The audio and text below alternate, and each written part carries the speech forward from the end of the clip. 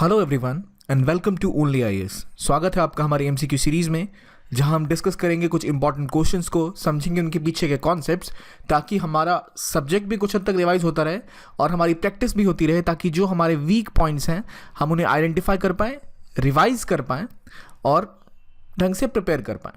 तो पहला क्वेश्चन देखते हैं। India is third largest military spender, India is largest arm importer in the world. देखिए नॉर्मल सी बात है, आजकल हम देख रहे हैं कि मिलिट्री स्पेंडिंग के मामले में, क्योंकि टेररिज्म बहुत ज़्यादा बढ़ रहा है, सिक्योरिटी कंसर्न्स बहुत सारी बढ़ रही हैं, पावरफुल कंट्रीज़ के बीच में एक तरह की एसिमेट्री हो गई है। मतलब कुछ लोग बहुत शक्तिशाली हो गए हैं, कुछ काफ़ी कमज़ोर हो गए, जिनको अब हथियार चाहिए तो कहाँ से लेंगे। दुनिया के मेजर एक्सपोर्टर्स जो हैं, जो निर्यात करते हैं, जैसे Israel, Russia, USA etcetera etcetera, और इंपोर्टर्स में इंडिया, सऊदी अरब जैसी कंट्रीज उभर के सामने आ रही हैं।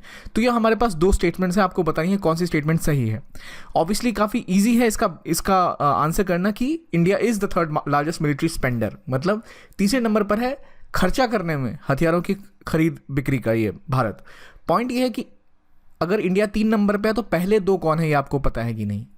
हमें ये पता है कि इंडिया लार्जेस्ट आर्म इंपोर्टर नहीं है, तो कौन है लार्जेस्ट आर्म इंपोर्टर। बहुत टाइम तक इंडिया लार्जेस्ट आर्म इंपोर्टर रहा था, तो इसलिए इंपॉर्टेंट है कि आप पहले ये देखें कि भाई जो लिस्ट है उसमें इंडिया अभी 2 नंबर पे आ रहा है। 1 नंबर पे कौन है? Saudi Arabia.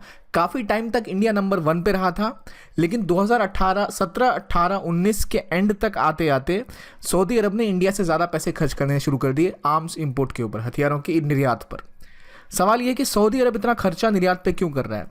इस पे अगर आप ध्यान देंगे तो आपको पता लगेगा कि जो सिक्योरिटी डायलेमा है मिडिल ईस्ट का, मतलब ईरान की बढ़ती हुई पावर, और ईरान लगातार जो अटैक करता रहता है, कभी टेररिस्ट अटैक कर दिए, कभी कोई अटैक कर दिया, और यमन में सऊदी अरब एक तरह से युद्ध लड़ रहा है बहुत दिनों से।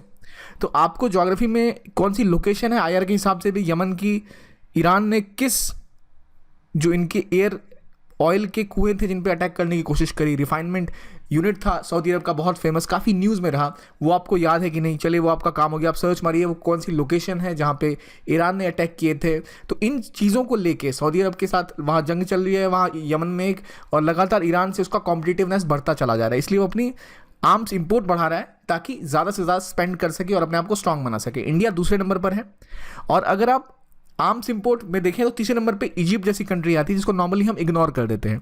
इजिप्ट, ऑस्ट्रिया, अल्जीरिया, ये सारी कंट्रीज आ रही हैं। तो बस एक आपको फ्रेम ऑफ रेफरेंस होना चाहिए, अच्छा यहाँ पे ये भी कंट्रीज हैं जो काफ़ी तेज़ी से इंपोर्ट बढ़ा रही हैं, जो क्या दिखाता है, एक इनकी डिपेंडेंस है वेस्टर्न कंट्रीज़ पे, या जो आर्म्स एक्सपोर्ट करने वाली कंट्रीज हैं उनके ऊपर, रशिया, अमेरिका जैसी, और लगातार कंट्रियाँ अपने हथियारों के जखीरे को बढ़ा रही हैं। क्यों? क्योंकि सिक्योरिटी कंसर्न और टेररिज्म बढ़ता ही चला जा रहा है। तो अगर हम देखें कि टॉप मिलिट्री स्पेंडर्स कौन कौन से हैं जिन्होंने सबसे ज़्यादा खर्च किया अपने आर्म्स और एम्यूनिशन को बढ़ाने में। इंपोर्ट बढ़ाना दूसरी बात है, अगर कल को नेपाल खरीदने लग जाए हथियार अमेरिका से, तो वो 50 साल भी खरीदेगा तो भारत जितना तो नहीं हो पाएगा, राइट? क्योंकि उसकी पहले कोई ऐसी आर्मी मिलिट्री रही नहीं है, कोई ऐसा आर्म सप्लाई रहा नहीं है उसके पास। इंडिया जैसी कंट्री जो ऑलरेडी एक बहुत बड़ी आर्मी है, जिसके पास बहुत बड़ा आर्म फोर्सेस है, वैसी कंट्रीज भी लगातार अपना स्पेंडिंग कर रहे हैं मिलिट्री के ऊपर। और टॉप लेवल पे अमेरिका नंबर 1 पे आता है, और अमेरिका इतना पावरफुल है ये हमें पता है। क्यों? क्योंकि उसका जो मिलिट्री बजट है, जितनी वो स्पेंडिंग अपनी मिलिट्री के ऊपर करता है, अगर आप बाकी उसके पीछे जो 10 देश हैं उनको भी जोड़ देना, तब भी उसके बराबर नहीं पहुंच पाएंगे आप, राइट? चाइना, सोचिए इसका आधा भी चाइना स्पेंड नहीं कर रहा। यूएसए इज अराउंड $732 बिलियन, और चाइना सिर्फ अभी $261 बिलियन पर है, और बाकी इंडिया वगैरह तो छुट्टे पैसे खर्च रहे हैं, क्योंकि $71 बिलियन इंडिया खर्च कर रहा है। इंडिया के पास पैसे ही नहीं उस लेवल के जितने अमेरिका के पास हैं। जब चाइना नहीं कर पा रहा तो इंडिया की क्या ही बिसात। और इंडिया की खास बात यह है कि इंडिया अब मिलिट्री स्पेंडिंग में, मिलिट्री स्पेंडिंग मतलब ये नहीं होता इंपोर्ट करना या एक्सपोर्ट करना, इसका मतलब होता है कि आप टेक्नोलॉजी पे कितना खर्च कर रहे हैं, अपनी सर्विसेज अपग्रेड करने पे कितना खर्च कर रहे हैं, ओवरऑल एक्सपेंडिचर। उसमें इंडिया रशिया से भी आगे निकल चुका है, जिससे बहुत सारा इंडिया आर्म्स इंपोर्ट करता है। फिर से रिपीट कर रहा हूँ, स्पेंडिंग की जब हम बात करते हैं तो इंपोर्ट से भी आगे की बात होती है। ओवरऑल कितना खर्चा आप अपनी हथियारों पर, अपनी सेना पे कर रहे हैं, इसमें भारत ने रशिया को भी पछाड़ दिया। तीसरा सबसे बड़ा स्पेंडर इंडिया है, और दूसरा सबसे बड़ा इंपोर्टर भी इंडिया है। लेकिन अब लगातार इंडिया कोशिश कर रहा है एक्सपोर्ट करने के लिए, अपने मार्केट बढ़ाने के लिए। उसके लिए हमें क्या चाहिए? आत्मनिर्भर बनने की बात आती है, यानी डिफेंस टेक्नोलॉजी में हम खुद की टेक्नोलॉजी डेवलप करें। उनमें मेजर कंपनीज कौन कौन सी हैं, क्या कोई नए इंडिया ने कॉन्ट्रैक्ट दिए किसी कंपनीज को, तो वो सारे आपको याद रहने चाहिए। अगला क्वेश्चन बात कर रहा है काला पानी के बारे में। काला पानी क्या है, किस कॉन्टेक्स्ट में काला पानी न्यूज़ में आया था। हमारे ऑप्शंस बात करें, क्या ये महाराष्ट्र कर्नाटक का बॉर्डर है, क्या ये वो जेल है जहाँ भगत सिंह आज़ाद हुए थे, या फिर ये नेपाल के बॉर्डर पर है जो हिमाचल प्रदेश की स्टेट बाउंड्री पर आता है और जिस पे नेपाल का क्लेम है। तो सीधी सी बात है कि आप इसका और D none of the above, तो इसका आंसर क्या होगा? इसका आंसर नॉर्मली आप सी लगा देंगे, लेकिन इसका सही आंसर डी है, नन ऑफ द अबव। क्योंकि जो काला पानी का क्लेम और डिस्प्यूट की कहानी है वो हिमाचल प्रदेश के बॉर्डर पे नहीं बल्कि पिथौरागढ़ डिस्ट्रिक्ट में जो कि उत्तराखंड में आता है वहाँ चल रहा है। तो इसलिए इंपॉर्टेंट है पहले ये समझना कि आखिर काला पानी विवाद था क्या। काला पानी विवाद देखने के लिए हमें पहले समझना पड़ेगा कि पूरी इंडिया और नेपाल के बीच में सगौली ट्रीटी हुई थी, राइट। सगौली ट्रीटी के तहत अंग्रेज़ों के साथ ही नेपाल की हुई थी ट्रीटी, तब जाके ये बाउंड्री डिसाइड हुई थी। उस टाइम में जो क्लेम था वो क्लेम था कि काली रिवर जो है वो हमारी एक तरह से बाउंड्री बन जाएगी, राइट। ये नॉर्मल क्लेम था। और उसके बाद एक जगह है काला पानी जो कि ट्राई जंक्शन बनाता है, ठीक है। ये ट्राई जंक्शन है। यहाँ ट्राई जंक्शन इसलिए बनता है क्योंकि यहाँ पर इंडिया, तिब्बत और नेपाल की बाउंड्री मिलती है। इससे पहले एक और ट्राई जंक्शन काफ़ी न्यूज़ में रहा था जो डोकलाम था, जहाँ किसकी किसकी बाउंड्री मिल रही थी बताइए मुझे। हमने आईआर में पहले वो डिस्कस करा हुआ है, राइट। ये एक ट्राई जंक्शन था काला पानी के पास, राइट। यहाँ तीन इंपॉर्टेंट चीज़ें समझने के लिए कि बाउंड्री की बात सगोली ट्रीटी के हिसाब से रिवर काली के हिसाब से हुई है, ठीक। और जैसे आपको पता है रिवर्स का नाम अक्सर बदलता रहता है। यहाँ पे 3-4 नाम है, पहले वो क्लियर कर लीजिए। ये कहाँ इंडिया में पड़ रहा है? उत्तराखंड का डिस्ट्रिक्ट है पिथौरागढ़, जहाँ इंडिया मान के चलता है कि ये एरिया इंडिया के अंदर आता है, राइट। नेपाल का कहना है कि उसका एक राज्य है सुदूर पश्चिम प्रदेश, ये उसका हिस्सा है। दो चीज़ें क्लियर हो गई। अब बात आती है यहाँ पे जो नाम है लिपुलेख पास, लिपिमुद्रा पास, क्या कहानी है इसकी? जो ट्राई जंक्शन है वो यहाँ बॉर्डर है, राइट। ये देखिए लोकेशन यहाँ बॉर्डर, ठीक। इस ट्राई जंक्शन पे इंडिया की आर्मी ऑलरेडी है। पहले देखते हैं कि नेपाल का क्लेम क्या है। कि नेपाल का क्लेम ये है कि काली रिवर जो है वो लिपि मुद्रा से निकलती है। लिपि मुद्रा से मतलब यहाँ टॉप लेवल से यहाँ से निकल रही है ये। इससे आपको क्लियरली यहाँ से पता लगेगा ये रिवर यहाँ से ऑरिजिनेट कर रही है, तो ये रिवर यहाँ से बहती है। तो ये जो रिवर है ये काली रिवर है और ये आके यहाँ पे गुंजी एक जगह यहाँ तक आती है और इस गुंजी के बाद से फिर ये मुड़ जाती है। तो नेपाल का कहना है कि जो काला पानी का पास है, ये काला पानी, और जो लिपुलेख है, लिपुलेख पास, ये रहा लिपुलेख पास, ठीक। ये दोनों रीजन, क्योंकि ये नदी यहाँ से आ रही है, नदी के इस साइड हमारा इलाका है, ये नेपाल है, ये नेपाल का क्लेम है, तो ये पूरा इलाका हमारा है और इंडिया की आर्मी को यहाँ से निकल जाना चाहिए क्योंकि ये इलाका पूरा यहाँ से यहाँ तक हमारा आ रहा है। लेकिन पॉइंट ये है कि इंडिया का केस ऐसा है कि इंडिया का कहना है कि भाई जो रिवर है वो वहाँ से नहीं निकल रही। इंडिया कहना है रिवर निकलती है काला पानी के पास से, ये है काला पानी, राइट। यहाँ से इंडिया कहती है काली रिवर का ओरिजिनेशन होता है, यहाँ से काली रिवर बह के चलती है। तो बाउंड्री कैसे आगे? बिल्कुल सीधी। तो इंडिया के हिसाब से बाउंड्री ऐसे है, राइट, ये बाउंड्री है। और इंडिया नेपाल की बाउंड्री की डिस्कशन में ये हुआ था कि जहाँ से काली रिवर बहेगी वहाँ से बॉर्डर स्टार्ट होगा। जब काली रिवर बह यहाँ रही है और लिपुलेख पास इसके ऊपर के रीजन में आता है, तो लिपुलेख तो रिवर से कुछ लेना देना नहीं है। लिपुलेख मतलब मान लीजिए आप बहुत हाइट पे हैं, किसी और जगह पर हैं, तो इंडिया कहना है कि भाई ये तो ऊपर का इलाका है, ये तो पहले से हमारा है। रिवर ओरिजिनेट यहाँ से कह रही है, इसके इधर वाला इलाका आपका है, तो आप नेपाल का हो गया इस साइड वाला। और ये पूरा जो लिपि मुद्रा का इलाका है, जो काला पानी लिपुलेख का इलाका है, वो सारा इंडिया में आता है। ये इंडिया का कहना है। और इंडिया का कहना है जो रिवर आप क्लेम कर रहे हो कि वो बह रही है, वो रिवर काली नहीं है, वो यिंतु यक्ति रिवर है, जो कि इसकी ट्रिब्यूटरी है। काली तो यहाँ से चल रही है। अब अगर आप ट्रिब्यूटरी पे क्लेम तो नहीं कर सकते ना, ट्रीटी में नाम किसका दिया था? काली रिवर का। ये जो रिवर यहाँ से आ रही है लिम्पीदुरा से, इस रिवर का नाम तो युक्ति यंगती है। कहीं कहीं रिवर्स के नाम महाकाली भी पड़ गए हैं। तो इनका कहना है इंडिया का कि सगोली ट्रीटी के हिसाब से जो 1816 में साइन हुई थी कि जो इस रिवर के, काली रिवर के ईस्ट और वेस्ट के इलाके थे, उन पे ही बात हुई थी। तो काली रिवर का ईस्ट में कौन सा इलाका आएगा? ये काली रिवर अगर इंडिया के हिसाब से है तो इसके ईस्ट और वेस्ट की बात हुई थी। लिपुलेख पास तो ईस्ट और वेस्ट में पड़ ही नहीं रहा, राइट। और क्योंकि ये इससे वैसे भी ऊपर आ रहा है तो यहाँ आपका क्लेम नहीं बनता। इसमें खास बात यह है कि नेपाल बहुत दिनों से क्लेम कर रहा था। पहले क्लेम ऐसा नहीं था उसका। नेपाल ने क्लेम 1997-98 के बाद शुरू किया। इंडिया की जब जंग हुई थी 1962 में, तो इंडिया की आर्मी ऑलरेडी ऊपर बैठी हुई थी। तो इंडिया ने एक पास बनाया था लिपुलेख तक का, ये लिपुलेख पास तक। यहाँ तक तो इसी के विरोध में ऐसा कहा जाने लग गया था, और कहा जा रहा है क्योंकि ऐसा चाइना ने बोला था, इसलिए वो ऐसा अपने थोड़े पंख पसार रहे हैं। ये कॉन्टेक्स्ट आई होप आपको समझ आ गया हो, इसीलिए इंपॉर्टेंट है हमारा समझना कालापानी कहाँ है, लीपी लेक कहाँ है, लिम्पाईदुरा कहाँ है, कौन कौन सी रिवर का मेंशन यहाँ किया गया है, राइट। अब बढ़ते हैं आगे, अगला क्वेश्चन देखते हैं। Consider the following different exercises. Exercises का नाम दिया हुआ है, काफ़ी सिंपल है। मालाबार एक्सरसाइज किसके किसके बीच में होती है, hand in hand exercise, equivariant exercise. I hope आपको पता ही होगा, काफ़ी सिंपल है ये। मुझे बताइएगा आपका सही हो या गलत हो। ये मेजर लिस्ट है जिसमें वरुण, इंद्र, मालाबार, सिम्बेक्स, इप्समर, कोनकन, काफ़ी फेमस और काफ़ी इंपॉर्टेंट लिस्ट है जो आपको पूरी पूरी रट लेनी चाहिए। तो आपको फिंगर टिप्स में होनी चाहिए आपकी कौन सी किसके किसके बीच होती है। और अगर हम यहाँ देखें, जो हमारी बात हुई थी मालाबार एक्सरसाइज किस किस के बीच में होती है, यूएस ओनली की बात की गई है, तो यहाँ ओनली है, इसलिए आंसर गलत हो जाएगा, राइट। तो इसलिए ये आंसर गलत हुआ, तो हम पहुँच गए कहाँ, 2 और 3 पे, और जो हमारा सही आंसर है। तो मालाबार में जो तीसरा पार्टनर है, या और जब हम एक्सटेंड कर रहे हैं उसमें कौन कौन से देश हम जोड़ने की बात कर रहे हैं, जो हम क्वाड की बात कर रहे हैं वो क्वाड किसका एक्सटेंशन है, ये सारे पॉइंट हमें पता होने चाहिए, तभी जाके हम मिलिट्री ये जो हमारा ये एक्सरसाइजेज है इसके बारे में क्लैरिटी रख पाएंगे। और जैसे मैंने आपको बताया है कि जो ये चीज़ें हैं, जो ये मिलिट्री एक्सरसाइजेज होती है, बहुत इंपॉर्टेंट है, इसलिए हमें इसको पूरी तरह से याद रखना चाहिए। अक्सर क्वेश्चन इसमें आते हैं, हर 2-3 साल पे क्वेश्चन आप एक्सपेक्ट कर सकते हैं, ऐसा ट्रेंड पहले रहा है। आगे देखते हैं, एक स्टेटमेंट है about chief of defence staff. Chief of defence staff की जो पोजीशन है वो कब से आई, इसके बारे में बेसिक सा क्वेश्चन है। तो ये एक बेसिक अंडरस्टैंडिंग है कि 3 स्टेटमेंट हमारे पास दी हुई हैं कि क्या ये परमानेंट चेयरमैन है और किस एज तक ये रहते हैं और कब इनका आइडिया आया था। चीफ ऑफ डिफेंस स्टाफ हाल में ही पहली बार किसी को नियुक्त किया गया था। इनकी बात सबसे पहले करी गई थी जब कारगिल वॉर हुआ था, तब देखा गया था कि इंडिया ने एक ऑपरेशन किया था। कारगिल विजय के लिए इंडिया ने कौन सा ऑपरेशन दिया था, कौन सा ऑपरेशन था जो किया गया था कारगिल, जिसके थ्रू हमारी सक्सेस हुई थी कारगिल के ऊपर, मुझे बताइए। टाइगर हिल वगैरह वगैरह ऐसी कई मूवीज़ भी बनी, जैसे आपने अगर LOC कारगिल देखी होगी तो आपको और क्लैरिटी होगी।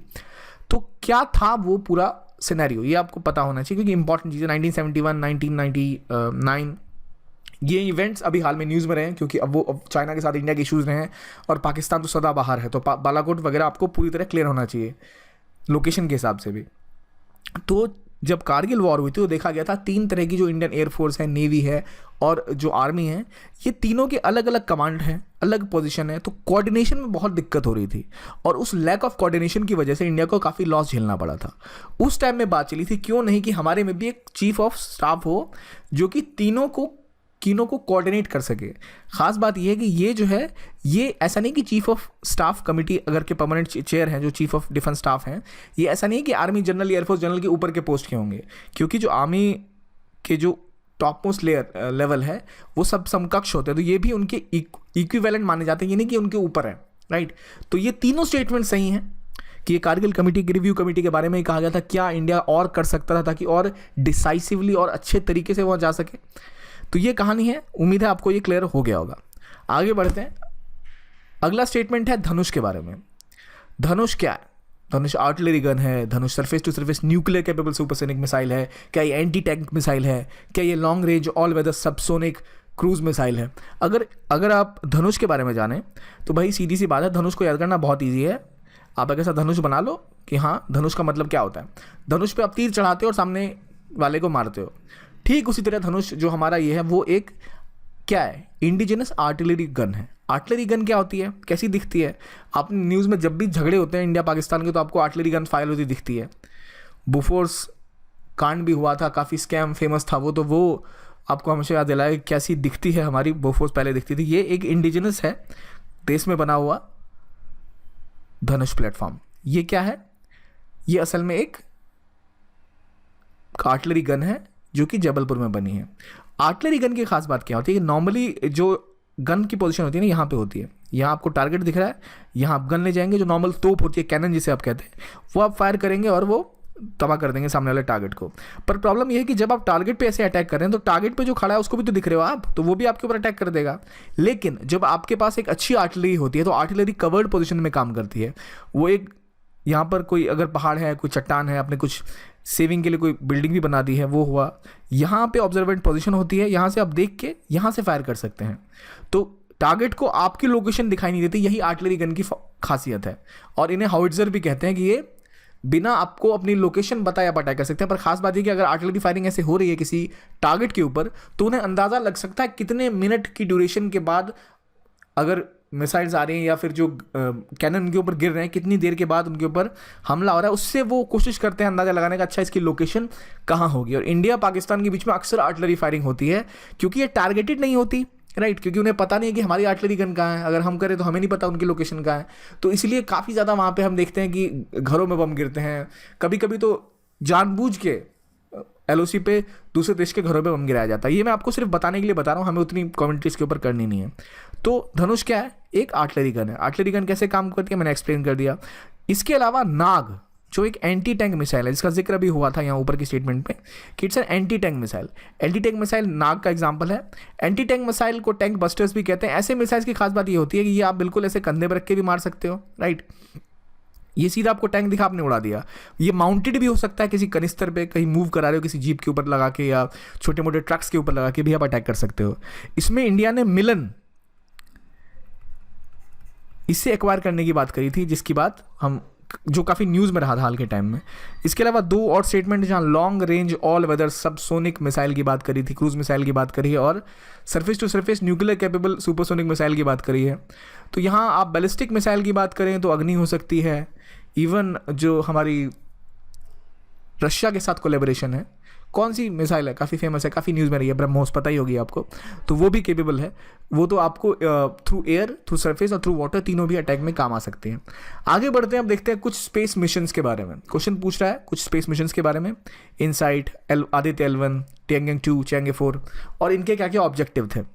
ये 4 ऑप्शन है, काफ़ी फेमस मिशन हैं ये। हाल में आपको अगर अपने साइंस एंड टेक अखबार आप पढ़ रहे हैं तो हाल में मार्स पे फिर कुछ USA ने किया है, नासा ने।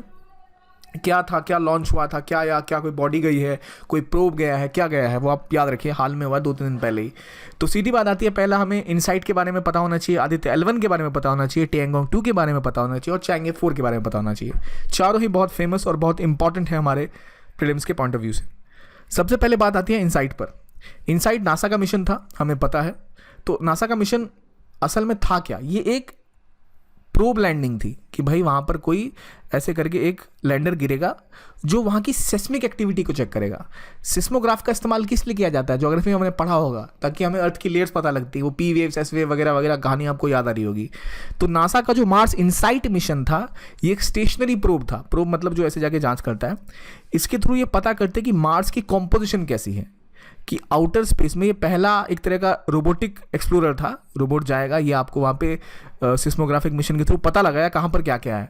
तो इससे आपको पता लगा कि हीट प्रोब कितना फ्लो कर रहा है। ये आपको 2018 में लॉन्च हुआ था और इसमें सरफेस ऑफ्स पे जाके पूरा ये पता लगाया कि सरफेस कैसी है, क्या क्या लेयर्स हैं उसमें। इसके अंदर अलग अलग तरह के इंस्ट्रूमेंट लगे हुए हैं, जिसमें आपको टेम्परेचर सेंसर्स हैं, एंटीना है जो आपको सिग्नल भेजता रहता है। लेकिन हमें उतना नहीं पता करना, हमें बेसिक ये पता करना है काम क्या करेगा। ये सिस्मोग्राफ लेके गया है, हमें लेयर्स के बारे में बताएगा, टेम्परेचर के बारे में बताएगा, उनकी सरफेस कैसी है उसके बारे में बताएगा। तो हमें ये भी फोकस रखना है कि जब हम किसी टॉपिक को पढ़ रहे हैं तो हम ज़बरदस्ती के उसके ट्रांसपॉन्डर तो नहीं गिन रहे। अगर ये चंद्रयान मिशन होता, विक्रम लैंडर की मैं बात करता, या फिर प्रज्ञान रोवर की मैं बात करता, तो शायद वहाँ पे हमें डिटेल में पढ़ना होता क्या क्या वो अपने साथ लेके गए। नासा के हज़ारों मिशन है, सबके हमें कंपोनेंट नहीं पढ़ने हैं। तो ये मार्स इनसाइट मिशन की बात हो गई। इसके अलावा 2 और मेंशन हुए थे ऊपर, क्या क्या? टिएंगोंग 2, ये क्या है? ये असल में चाइना का एक प्रोब मिशन है, यानी space station, sorry probe mission नहीं, स्पेस स्टेशन है। और टिएंगोंग 2 में उनके जैसे एस्ट्रोनॉट जाके लैंड कर रहे हैं, छोटा मोटा स्पेस स्टेशन उनका टाइप का है। और चैंग 4 असल में एक पहली बार चाइना ने पिछले हाल ही के समय में, इंडिया का चंद्रयान 2 के पहले की बात थी ये, जब पहली बार किसी ने जो लूनर लैंडिंग करी थी, सॉफ्ट लूनर लैंडिंग करी थी। इंडिया ने भी सॉफ्ट लूनर लैंडिंग की कोशिश करी थी। क्या फ़र्क होता है सॉफ्ट और हार्ड लैंडिंग में? सॉफ्ट लैंडिंग में आप वहाँ बिल्कुल कुछ उतारते हो जो सरफेस पे उतरता है। हार्ड लैंडिंग मतलब होती है कोई चीज़ जाके क्रैश करा देना, जो हमने पहले करा था। अभी वो क्रैश नहीं करा, उसको लैंड कराया था, जो सक्सेसफुल नहीं हो सका था अनफॉर्चुनेटली। चाइना पहला देश बना था जिसने डार्क साइड में, लूनर साइड पर जाके एक कोई चीज़ प्रोब को लैंड कराया था, उसे कहते हैं सॉफ्ट लैंडिंग। तो वो हुआ था चैंग 4 के थ्रू। बाकी इंडिया का वो मिशन फेल हुआ था, जिसको हम उम्मीद करेंगे। और एक और पॉइंट जो हमें डिस्कस करना था वो था L1, आदित्य L1 जो मिशन लॉन्च किया जा रहा है। L1 is a Lagrange point. Lagrange point वो होते हैं जो कि स्टेशनरी होते हैं, जो इंडिया जैसे अर्थ है, राइट, ये सन है। तो यहाँ कुछ ऐसी लोकेशंस होती है जो परमानेंट रहती हैं, राइट। उसको उस पर अगर आपने किसी चीज़ को प्लेस कर दिया तो फिर वो वहाँ वो पार्क हो जाती है, जैसे ना पार्किंग लॉट है, यहाँ आपने कुछ पार्क कर दिया उसकी तरह से होती है। तो ये कंटिन्यूसली आप इससे ऑब्जर्व कर सकते हैं सन की लोकेशन को। और क्योंकि सन को इसमें यहाँ लोकेशन पे ना ही कोई इक्लिप्स आता है, ना कोई अर्थ की प्रॉब्लम आती है, ये अर्थ के जो मैग्नेटोस्फेयर है उससे बाहर रहता है, तो उसका प्रभाव नहीं होता। और ये अराउंड 1.5 मिलियन किलोमीटर्स दूर है सन अर्थ लाइन पे। और यहाँ पर आपने जब प्लेस कर दिया तो आप बेहतर तरीके से सन और सन के जितने इवेंट्स हैं उसको कवर कर पाएंगे। और जो दो, इससे पहले मैंने लैंडिंग की बात करी थी, ये इस तरह से उन्होंने लैंडिंग कराई थी जो वॉन क्रेटर था वहाँ पर। और ये है उनका तियांगोंग 2, जिसमें हाल में शेंजाओ 1 जाके डॉक हुआ था, डॉकिंग हो गई थी इसकी। जैसे इंटरनेशनल स्पेस स्टेशन में स्पेसएक्स का एक मिशन गया था, याद करिए क्या नाम था उसका, हमने उसको ढंग से कवर भी किया था कि क्या वो मिशन था, कैसे था, ठीक है, हमारे यूट्यूब पे वो ऑलरेडी एक्सप्लेन्ड है। आगे बढ़ते हैं, अगला क्वेश्चन देखते हैं। आई होप आपने आंसर सही कराओ, बहुत पुराने टॉपिक्स हैं, बहुत डिटेल में पहले ही डिस्कस हो चुके हैं। अब ये क्वेश्चन पूछ रहा है सुनामी अर्ली वार्निंग सिस्टम के बारे में। It has been set up to provide warning to Indian nationals only. क्या ये हैदराबाद में जो इनक्वाइज है इसको ये सौंपा गया है कि ये किस तरह मैकेनिज्म काम करेगा, कैसे प्रिडिक्ट करेंगे कि फ्यूचर में डेंजर आएगा तो नहीं। और ये मिनिस्ट्री ऑफ होम अफेयर्स के अंतर्गत सिस्टम सेटअप किया गया। तो ये हमारे ऑप्शन है, आपको क्या लगता है क्या सही आंसर है इसका, राइट। काफ़ी सिंपल है वैसे, इसका आंसर है 2, क्योंकि अगर आप वैसे भी देखिए यहाँ बात हो रही है Indian nationals only, extremes word है यहाँ पे यूज़ किया, बस पे गौर करें तो क्या हम केवल भारत के नागरिक को सूचना देंगे और बाकी के देशों को नहीं बताएंगे भाई सुनामी आ रहा है? तो लॉजिकली भी ये स्टेटमेंट गलत हो जाती है। 1 गलत होगा तो ऑलरेडी आप 2 ओनली और 2, 3 पे पहुँच जाते हैं। और थर्ड स्टेटमेंट को देखेंगे तो ये मिनिस्ट्री ऑफ होम अफेयर्स के अंदर तो बिल्कुल भी नहीं आता।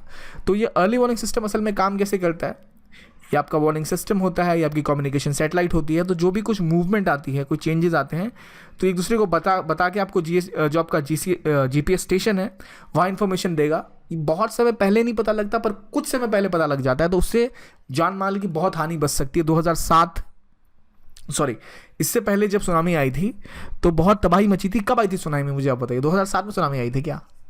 ये ट्रिक क्वेश्चन है आपके लिए। सुनामी किस साल आई थी? और इंडोनेशिया जैसे देश या बाकी जो इस रीजन की कंट्रीज हैं, कोस्टल कंट्रीज, मालदीव्स का एग्जांपल ले लीजिए, इनके पास वो सुविधाएं नहीं है, वो टेक्नोलॉजी नहीं है, वो नो हाउ नहीं है कि वो ऐसे सिस्टम को ठीक से ऑपरेट कर पाए। इंडिया में जो आयनकॉस है काफ़ी ज़्यादा एडवांस्ड है और उसे इसकी जिम्मेदारी सौंपी गई थी।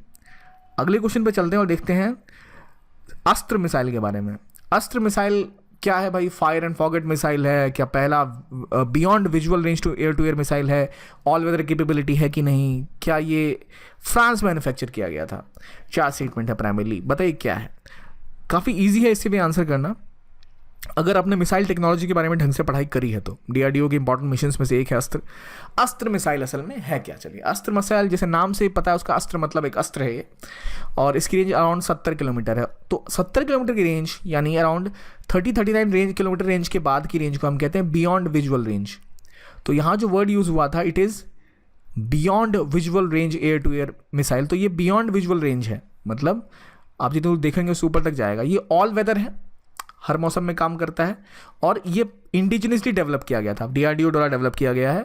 और ये पहला बियॉन्ड विजुअल रेंज आपका एक तरह का मिसाइल है जो आप इस्तेमाल कर सकते हैं। तो इसकी रेंज ऑलमोस्ट 70 किलोमीटर के आसपास तक, 35 के बाद जब आप जाते हैं तो आप इस रेंज में आते हैं। इसकी स्पीड भी काफ़ी ज़्यादा है। और ये डिटेल अगर आपको ऑफकोर्स इस लेक्चर के सारे आपको देखने क्या क्या कैसे कैसे एक्सप्लेनेशंस हैं तो हमारी PDF हमारी वेबसाइट से आप डाउनलोड कर सकते हैं, टेलीग्राम चैनल पर आप ज्वाइन कर सकते हैं only as nothing else, या फिर हमारी वेबसाइट video.onlyas.com पर।